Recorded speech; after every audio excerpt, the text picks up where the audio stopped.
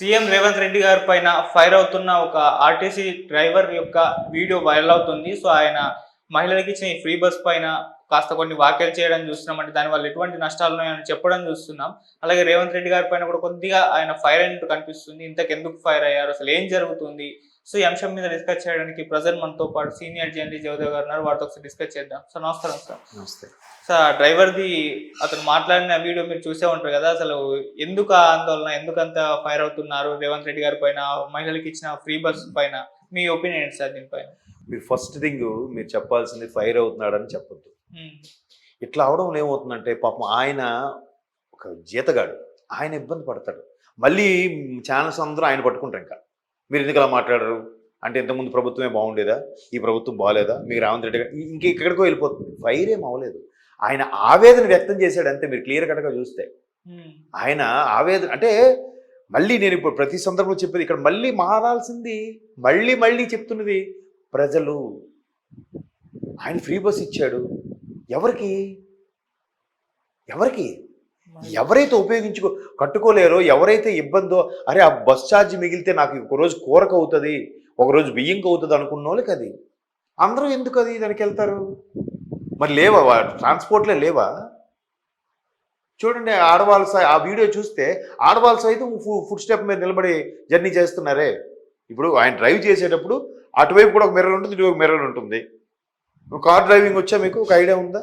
Car driving చేసినప్పుడు కూడా ఖచ్చితంగా సెంటర్ మిర్రర్ చూస్తాం, ఆ మిర్రర్ చూస్తాం, ఈ మిర్రర్ చూస్తూ ఎవరు ఎటు చూస్తాం చూసుకుని కట్ చేసుకుని డైరెక్ట్గా జాగ్రత్తగా వెళ్తాం. మరి ఆయన చూడాలంటే అక్కడ అడ్డగా నిలబడితే ఆయనకి ఎలా కనబడుతుంది? పైగా మన సిటీలో ట్రాఫిక్కి ఎవడు ఎలా పోని మనకు అనవసరం, నేను ముందు వెళ్ళిపోవాలి. అదే కాన్సెప్ట్. అటు లెఫ్ట్ నుండి కూడా ఓవర్టేక్ చేస్తాడు. ఆటో వాళ్ళకు కూడా అట్లాగే చేస్తారు.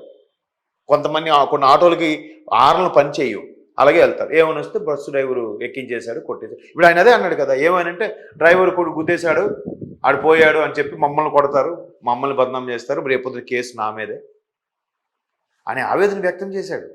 లాస్ట్లో పక్క నుంచి ఎవరో ఈ ఫ్రీ బస్సు రేవంత్ రెడ్డి గారు పెట్టడం వల్ల వచ్చిందని అంటే అవును ఆయనకే ఇది ఏమైంది, మేము కదా సఫర్ అవుతున్నాం అన్నట్టుగా మాట్లాడాడు ఆయన. అక్కడ కూడా ఒక పబ్లిక్ మాట్లాడితే నేను మాట్లాడాడు ఆయన. అంత మాత్రం ఆయన ఆర్టీసీ డ్రైవర్కి ఈ మొత్తం ఆపాదించొద్దు. ఆయన మాట్లాడేది కూడా వాస్తవమే కదా. ఇప్పుడు ఆయన ఏమన్నాడు? ఒకటి సమ్మక్క సారలమ్మ జాతర ఉంది, జాతరకి మొత్తం బస్సులన్నీ వేసేశారు. జాతరకి తెలుసు కదా, ఇండియాలోనే బిగ్గెస్ట్ జాతర ఏది? మన కుంభమేళా తరువాత అంత స్థాయిలో జాతరలో ఇదే పెద్దది. కుంభమేళా సంగతి వేరు పక్కన పెడితే జనాల పరంగా చూస్తే కుంభమేళా తరువాత అత్యధిక ప్రజాదరణ ఉన్న, అత్యధిక పాపులేషన్ గ్యాదర్ అయ్యే స్థలం సమ్మక్క సారలమ్మ జాతర కదా. మరి అన్ని లక్షల మంది, సుమారుగా 5 లక్షల మంది వస్తారంట. అడిగ తక్కువ, అది ఇంకెక్కువ ఉంటుంది. మరి 5 లక్షల మందికి ఎన్ని బస్సులు వేయాలండి? ఒకవేళ వేయకపోతే ప్రభుత్వం వేయలేదని ప్రభుత్వాన్ని విమర్శిస్తారు కదా. ఎవరు కరెక్టు? పోనీ బస్సు లేవు, ఏలబడి వెళ్ళే కదా షేర్ ఆటోలకి ఏదో వెళ్ళొచ్చు కదా, వెళ్ళరు. ఫ్రీ ఉంది కాబట్టి ఎందుకు యూటిలైజ్ చేసుకోకూడదు? అది కామన్. అది ఇప్పుడు చిన్న ఎగ్జాంపుల్ చెప్తా. ట్రైన్ ఎక్కారనుకోండి, మాట్లాడుకొని ఇలా ఉండిపోతారు. ఒక పొరపాటున మాటల్లోనూ ఫోన్లోనూ పడితే ట్రైన్ స్టేషన్లో ఆగి ఒక్క నిమిషం ఆపుతాడు. ఏ స్టేషన్లో అయినా పెద్ద పెద్ద స్టేషన్లు, జంక్షన్లు తప్పితే చిన్న స్టేషన్లు అన్నీ కూడా 1 మినిటే, ఓకేనా? మిగతా స్టేషన్లు 20 మినిట్. పెద్ద పెద్ద జంక్షన్లు విజయవాడ, సికింద్రాబాద్ లాంటి జంక్షన్లు అయితే 20 నిమిషాలు అలాగ ఆపుతారు. ఆ 1 మినిట్లో అది దిగలేదు అనుకోండి, ట్రైన్ మూవ్ అయిపోతాయి కదా. అప్పుడు ఏం చేస్తాడు? నెక్స్ట్ స్టేషన్లో దిగాల్సిందే. అప్పుడు ఎవరి మీద కంప్లైంట్ చేయడు, ఎవరిని మాట్లాడు. అదే విషయం బస్సు వచ్చేసరికి నీకు నెక్స్ట్ స్టాప్ వస్తుంది, నువ్వు ఎలర్ట్గా ఉండాలి కదా, ఫోన్లో పెట్టుకుని ఉండిపోతాడు. బస్సు ఆప ముందు ఎందుకు ఆపదు? డ్రైవర్ని దగ్గర ఉన్నాడనా, ముందే అలర్ట్ అయి దిగొచ్చు కదా. మరి ట్రైన్ దగ్గర కూడా ఇలా ఎందుకు బిహేవ్ చేయవు? తిరిగి ఆర్పిఎఫ్ కేసు వేస్తారు నీ మీద. రన్నింగ్లో దిగినా ప్రమాదం నీకే తిడతారు, చైన్ లాగినా నీ మీద ఫైన్ వేస్తారు. ఎందుకు అలాగా? అక్కడ ఈ జనాలే, ఇక్కడ ఈ జనాలే. ఆపు. ఒకవేళ అదే షేర్ ఆటో ఎక్కారనుకోండి, ఇప్పుడు ఇక్కడ ఒకళ్ళు దిగుతారు, నెక్స్ట్ 10 feet డిస్టెన్స్ ఇక్కడ దిగిపోవచ్చు కదా, నేను డబ్బులు ఇస్తున్నాం కదా, అక్కడ దిగుతారు. ఎందుకు? దానివల్ల నీకోసం ఆపడం వల్ల సైడ్కి ఆపితే నీ వెనకొచ్చే వెహికల్కి ఇబ్బంది, మళ్ళీ ట్రాఫిక్ జామ్. మన ఆలోచన ఉండాలి కదా. ఈ 10 అడుగులు ఎందుకు నడుస్తా, డబ్బులు ఇస్తున్నా కదా అన్న, నాకు అక్కడ ఆపన్నా, ఎక్కడ దిగిపోవచ్చు కదా, బస్సు అయితే బస్ స్టాప్ దిగిపోతాం కదా. సో ఇటువంటి సైకాలజీ, ఇటువంటి యాటిట్యూడ్ ఉన్నప్పుడు మరి సఫర్ అయ్యేది డ్రైవర్లే, కండక్టర్లే. పథకం పెట్టిన రేవంత్ రెడ్డి గారిది తప్పు కాదు, కాంగ్రెస్ది తప్పు కాదు, డ్రైవ్ చేసి ఇబ్బంది పడుతుంది వీళ్ళది తప్పు కాదు, మళ్ళీ అల్టిమేట్గా ప్రజలదే తప్పు అంటున్నాను నేను. కామన్ సెన్స్ కదా, అవునా కదా?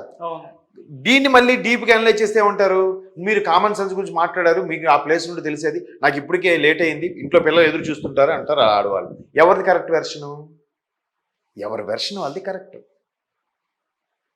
అవకాశం ఉన్నప్పుడు, లేనప్పుడు ఇట్లే చేసుకోండి, అవకాశం ఉన్నప్పుడు వేరే దారులు వెతుక్కోండి కదా. ఇప్పుడు ఫ్యాన్ ఉంటుండగా ఎవరు విసనకర్త విసురుకోరు, కరెంటు పోతే విసురుకుంటాం. కరెంట్ ఉంటుండే కూడా విసనకర్త విసురుకుంటామా? విసురుకోం కదా. ఆ ఆలోచన పరిధి రావట్లేదు. నా వరకు అయిపోతే చాలు, నేను వెళ్ళిపోతే చాలు. నిజమే కదా. డ్రైవర్కి ఎంత ప్రాబ్లము, ఇట్లాంటివి వస్తున్నాయి కాబట్టి ఆర్టీసీ వాళ్ళు కూడా కొన్ని చట్టాలు చేశారు.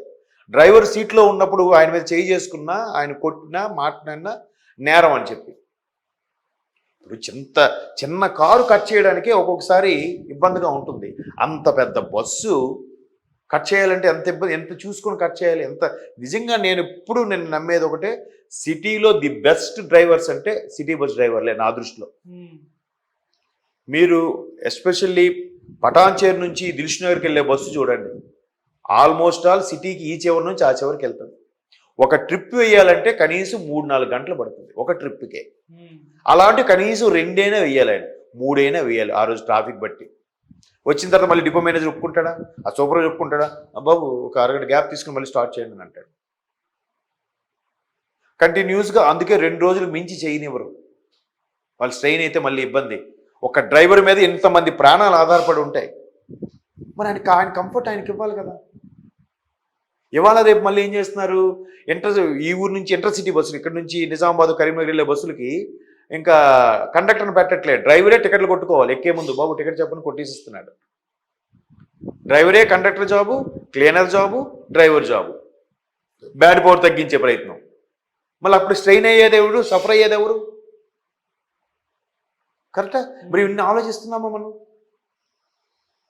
కాబట్టి అవన్నీ ఆయన ఫైర్ ఏం అవ్వలేదు, ఆయన ఆవేదన వ్యక్తం చేశాడు. సఫర్ అయ్యేది నేను సార్, నేను ఇప్పుడు అనకూడదు, ఏదైనా జరగరానిది జరిగితే ఫస్ట్ పట్టుకున్నది ఎవరిని? బస్సును పట్టుకుని జైల్లో పెడతారా ఆ మనిషిని, ఆ డ్రైవర్ని? ఇప్పుడు ఎవరైతే ఆవేదన వ్యక్తం చేస్తారో ఆయన ఫైర్ అవ్వలేదు. నేను ఫైర్ అంటే ఒప్పుకున్న మాటని. ప్లీజ్ మీరు ఫైర్ అవుతున్నారన్న మాట వాడద్దు. ఆవేదన వ్యక్తం చేశారు కదా. ఇప్పుడు ఏమంటాడు, పబ్లిక్ అర్థం చేసుకోవట్లేదు సార్ మేడం, పాసెంజర్స్ అర్థం చేసుకోవట్లేదు మేడం అని చెప్తున్నాడు చూసారా. అంటే పబ్లిక్ పాసెంజర్ ఎవరు? ప్రజలే. వాళ్ళకది అర్థం చేసుకోవాలి. ఇంకెంతకని చెప్తాడు ఆయన, మా వద్దు హ్యాంగింగ్ చేయొద్దు, లేదంటే దిగిపోండి, నెక్స్ట్ బస్ వస్తుంది, నెక్స్ట్ బస్ రాదయా, ఎందుకు ఖాళీ ఉంది కదా మేము అడ్జస్ట్ అవుతా, నీకేం పోయింది అనేటోలే. ఒకవేళ జరిగితే డ్రైవర్ గొప్ప ర్యాష్ తీసాడు, ర్యాష్ డ్రైవింగ్ అనేస్తారు, యాడ్ చేసేస్తారు. ఎందుకంటే వాళ్ళు తప్పు లేదు అనిపించుకోవడం కోసం డ్రైవర్ మీద తోసేస్తారు. లేదంటే మొదటి నుంచి కూడా మేము ఎక్కినప్పటి నుంచి కూడా చిరాకుగా ఉన్నాడు, ర్యాష్ డ్రైవింగ్ చేశాడు, అందుకే ఎన్ని దెబ్బలు తగిలేసాయి అందరికీ అని చెప్తారు. ఒక్కరైనా లేదంటే డ్రైవరు ఇబ్బంది పడ్డాడు, డ్రైవర్తో.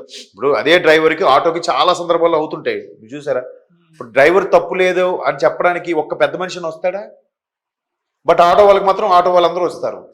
ఇప్పుడు డ్రైవర్కి నిజమే కదా, డ్రైవర్ తప్పు లేదు, వాళ్ళ తప్పును కూడా డ్రైవర్ వైపు ఒక్క పబ్లిక్ అయినా మాట్లాడతారా? అదే బస్సులో ఉండే ప్యాసింజర్ కూడా మాట్లాడు డ్రైవర్ సపోర్ట్గా, నాది కాదు కదా, నాకు సంబంధం లేదు. నువ్వు అదే బస్సులో ఉన్నావురా బాబు, నీకోసమే ఆయన వెళ్తున్నాడు. అలా ఎవరు ఆలోచించరు. సో సగటు మనిషి ఆవేదన అది. ఆయన ఫ్రీ అవ్వడం తప్పు కాదు, ఈయన మాట్లాడడం తప్పు కాదు, అసలు అదే తప్పు నా feeling. Okay, thank you so much sir.